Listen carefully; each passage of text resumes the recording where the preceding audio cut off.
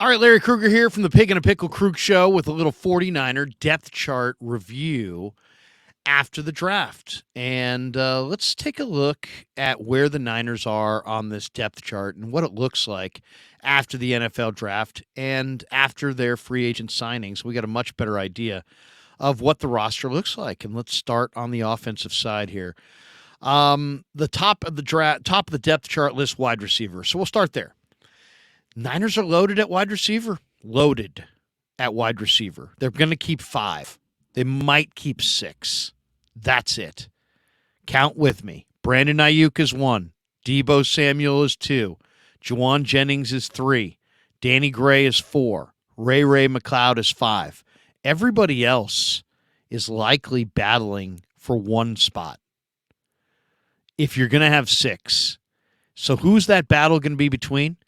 It's Chris Conley, who's been in this league for a number of years, veteran player, really solid football player, too. I mean, a guy who has size and speed and has experience in the NFL. So he's going to be competing for a job. Tay Martin, who's in year 2, the biggest improvement from any player's career in a career is season 1 to season 2. You learn so much in that first season. Tay Martin was phenomenal at Wazoo. He was even better at Oak State. He's got great ball skills. He's 6'3". I expect Tay Martin to show up big this summer. So you got Tay Martin competing for that 6th spot. You got our man Willie Snead, who is a veteran. Love Willie Snead. Really smart player, great locker room guy. Heck, I'd want this guy to be a coach if he doesn't make the team. That's how much he's beloved in the room. He's a smart guy, great perspective, can do a lot of things, calming influence in the room. Just a terrific guy. So he's competing for that spot. Ronnie Bell, the 7th round pick out of Michigan, did nothing but produce at Michigan. He's competing for that role. Tyron Johnson, Daz Newsome, Shea Wyatt. They list Jadakiss Bonds here, but I'm not sure that Bonds is going to be here. The other guy who they just signed, who is most likely going to be here, is the wide receiver from East Carolina, Isaiah Winstead. So he's competing. So that's a lot of guys competing for maybe one spot. I'd probably say that Tay Martin has the inside track at that, but that's a competition, man. Conley, Tay Martin, Willie Snead, Ronnie Bell, Tyron Johnson, Daz Newsome, Shea Wyatt, and the East Carolina receiver they just signed. That's 8 players competing for maybe one spot. That paints the picture right there. The Niners at receiver are loaded. Loaded. Absolutely loaded. All right, let's jump to the offensive line. The starters today are Trent Williams, Aaron Banks, Jake Brendel, Spencer Burford, and Colton McKivitz, stepping in for Mike McGlinchey at right tackle. You're probably going to keep 8. So you got 3 reserves, maybe 4. Let's just say for the sake of this conversation, there's 4. Well, who do you have on the bench right now? You have Matt Pryor, who John Lynch talked about. They love him, 6'7", 330, comes over from Indianapolis. Prototypical size. Jason Poe, second-year guard/center. Really like him. The veteran John Feliciano, who has been a starter in the NFL. And John Lynch described him as a glue piece. Nick Zakelj, who Lynch said has had the best offseason of any, had a really good offseason. Of all their, players that have been in the offseason program, he cited Zakelj as one that he really liked. Then you have Jalen Moore, who has an awful lot of talent. And then you've got Leroy Watson, Keith Ishmael, Alfredo Gutierrez, and then you have 3 undrafted guys in this class, which are Joey Fisher out of Shepherd, who they just gave good money to sign. Is it Im Manning from Hawaii, who looks like a decent prospect in his own right, and then Corey Luciano, who's a Bay Area kid who's from Danville. Do you see how much competition there is there? I mean, that's going to be intense. I would say your starting 5 make it for sure.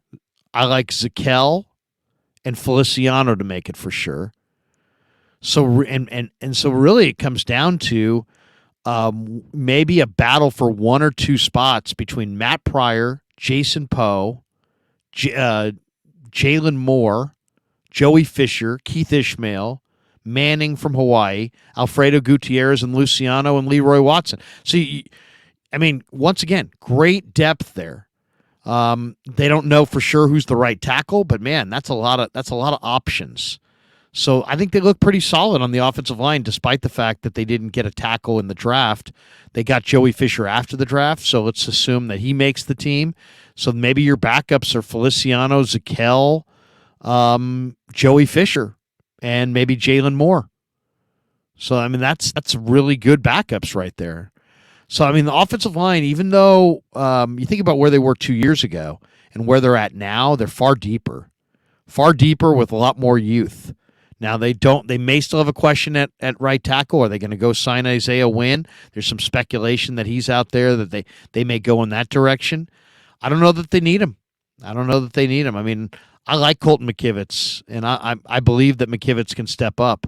And I'd be eager to see what some of these other young linemen look like before going in that direction. But you may see them add an offensive tackle in free agency before camp. But overall, that's really a solid position as well.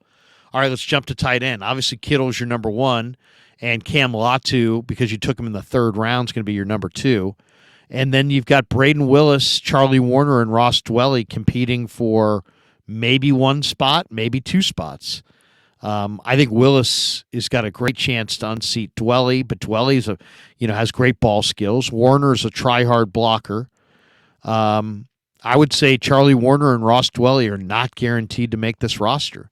So they're five deep at tight end with guys that have either been on this roster or that they just drafted and brought into the mix.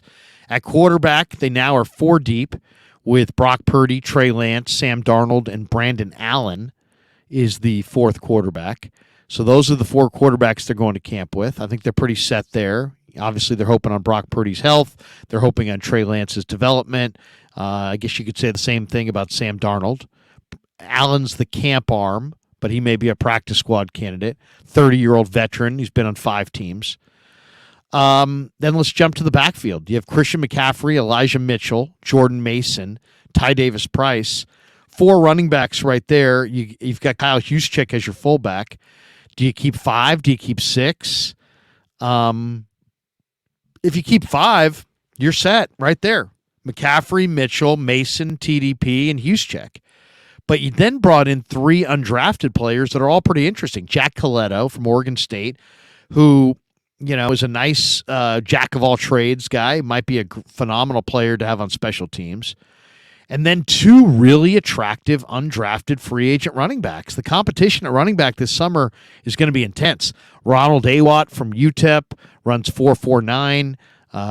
Kalen Laburn from Marshall, very productive college back who was a 5-star recruit who started at Florida State, has a lot more talent than you would think an undrafted rookie free agent would have. So, McCaffrey's going to make it. Mitchell's there. So it's Jordan Mason, Ty Davis-Price, Ronald Awatt, and Kalen Laburn probably battling it out for 1 or 2 spots. That competition is going to be really, really good. All right, let's jump to the defensive side of the ball. Obviously, your front 4 right now, Drake Jackson and Bosa on the edges, Armstead and Hargrave inside. It's pretty good. That's pretty good. But they still lost Ebukam and Amenahue and Jordan Willis. They have Cleveland Farrell, Kevin Givens, Javon Kinlaw, Kerry Hyder. Let's call that your second team defensive line. And then your third line is Robert Beal and Austin Bryant on the defensive end spots. Kalia Davis, T.Y. McGill inside. Alex Barrett was a practice squad guy, but he's got some pass rush ability. And then Spencer Wagee from North Dakota State. And Wagee's intriguing. Played defensive end. He might be able to play defensive tackle. He might be able to play that NASCAR package where he's a defensive end playing tackle. The motor is good. The arm length is nice. Wagee is intriguing on a lot of fronts. The stat that jumped out about Spencer Wagee that has to be repeated is that Wagee had a better 10-yard split than Kalijah Cansey. You look at his 10-yard split was 1.66, at 295 pounds. Kalijah Cansey's 10-yard split was 166, and he weighs 281 pounds. So Spencer Wagee might be a guy to look for this summer. So they're looking pretty good there. Now, could they get to me, this is the one spot where, man, if you could add a Ngakoue, if you could add a Leonard Floyd, if you could add a Montez Sweat in a trade for a future pick, you could add somebody of significance. I think that's the final piece to the puzzle. I think the Niners are a very good edge rusher away from being as good a roster as there is in the NFC. So a lot of people think Eagles have a better roster, but the Niners still have great depth. If they had a Ngakoue, if they had a Leonard Floyd, if they had a Montez Sweat, if they had a Jadeveon Clowney, I'd feel a little bit better about defensive end. And I think they really need one more big-time guy on their defensive line at end. But still, they've got good numbers there. All right, let's go to linebacker. Now after the draft, they've made this linebacker position enormously competitive. They let Azeez go because they just couldn't pay him. He was a base linebacker. They barely ever earned the base. They're only in the base 25% of the time, so you couldn't justify paying Azeez, even though they found him. They found him as an undrafted free agent, but they had to let him walk in free agency. So you have Dre Greenlaw and Fred Warner. You have Oren Burks, who's a phenomenal special teamer. Same thing could be said for Demetrius Flanagan-Foles and Curtis Robinson, excellent special teamers. Then you add D. Winters from TCU in the 6th round. Winters is a tackling machine. You got McCrary Ball, who had a phenomenal preseason last year. If you needed him to play, he could have played. I think McCrary Ball bust out. And you added Jalen Graham. You also brought in Mariano Sori-Marin, who's a excellent run-down defender, a little bit bigger player, 235 out of Minnesota, but very smart. I mean, a smart, fast, instinctive, productive linebacker. So you added 3 young backers, and Marcelino McCrary Ball's getting better, and it was already a position of depth. So they're stacked at backer. They're absolutely stacked. I would not be surprised if they wound up trading a Flanagan Fowles or somebody like that, because they've got too many young players there, and somebody's going to want one of their linebackers. They're not trading Greenlaw, I don't think. They're not trading Warner. But you come knocking for Flanagan Fowles in the summer, you might be able to get them, because there's an awful lot of good linebackers on this roster. All right, let's jump to the secondary. At safety, Talanoa Hufanga, Tayshaun Gibson, Jair Brown, George Odom, the great special teamer. They brought in Avery Young from Rutgers, who runs 4.78, but if you watch the film, he's physical and hits. Taylor Hawkins, the former San Diego State corner, is there. So the addition of Jair Brown, to me, it's Hufanga. They're going to keep 4, and they're going to keep Hufanga and Gibson and Odom and Brown. And those other guys are going to get cut. So that's a very good combination right there. You've got you've got a veteran in Gibson. You've got a guy that real up-and-coming player in Hufanga. You got I think a future starter in Jair Brown, and you got really almost a Pro Bowl caliber special teamer in George Odom. So you're looking pretty good there. And then corner. Corner's a spot where, man, you got to have corners. And if you can show up with 7 or 8 that can play, all the better. Well, let's count it out. You got Charvarius Ward, that's 1. Diamador Lenore, that's 2. Those are probably your starters on the outside. Isaiah Oliver's probably your starter at the nickel. So there's 3. You just drafted Darrell Luter Jr. out of South Alabama. He's going to make it. That's 4. Samuel Womack is a terrific young player. That's 5. Miles Hartsfield comes over. He knows Steve Wilkes' defense. Special teamer. As I said, Wilkes liked him, handpicked him. That's what do we got? Let's see. Lenore's 1, Ward's 2, Oliver's 3. And then Luter's 4, Womack's 5, Hartsfield's 6. So you got 6 corners. Then you got Ambry Thomas there. That's 7. He's an NFL caliber corner. Quantrez Knight, is he a corner? Is he a safety? I think he's more of a safety. I think he'll probably be in that mix with Taylor Hawkins and Avery Young for a safety spot. So you got 7. You got 7 players there at corner. So that Could they use another corner? Oh, and then Deshaun Jameson. That's 8. Deshaun Jameson's going to make this team. Undrafted free agent out of Texas, 5'10" corner, elite return guy, great agility, great explosiveness. I thought that was one of the steals of their undrafted group, getting Deshaun Jameson. So you're 8 deep on the corner. Wishnowski's your punter. Moody and Zane Gonzalez will battle it out to see who replaces Robbie Gould at kicker. Tabor Pepper is your long snapper. And that's pretty much your team right there. Ray McLeod and Ronnie Bell and maybe Jameson battle it out for the return duties. So you look at this roster post-draft, and suddenly, you know what? The 49ers look relatively loaded once again, despite losing Jimmy Ward, despite losing Emmanuel Mosley, despite some of the good players that have left, Azeez Al-Shaair, Mike McGlinchey, and others. They look pretty good, very deep at wide receiver. Lots of good options on the offensive line. You know, will they go for an Isaiah Wynn as a veteran right tackle? Possibly. Five interesting tight end candidates. 4 quarterbacks, including a couple young ones that you really like. Stacked at running back with all kinds of options, undrafted options, stars, last year's undrafted players like Jordan Mason. It's going to be a very competitive roster for Ty Davis-Price to make. They may wind up trading him if he doesn't emerge because some of these younger guys may pass him up. They probably could use one proven edge rusher to go with what they got, but they've got some decent numbers on their defensive tackles.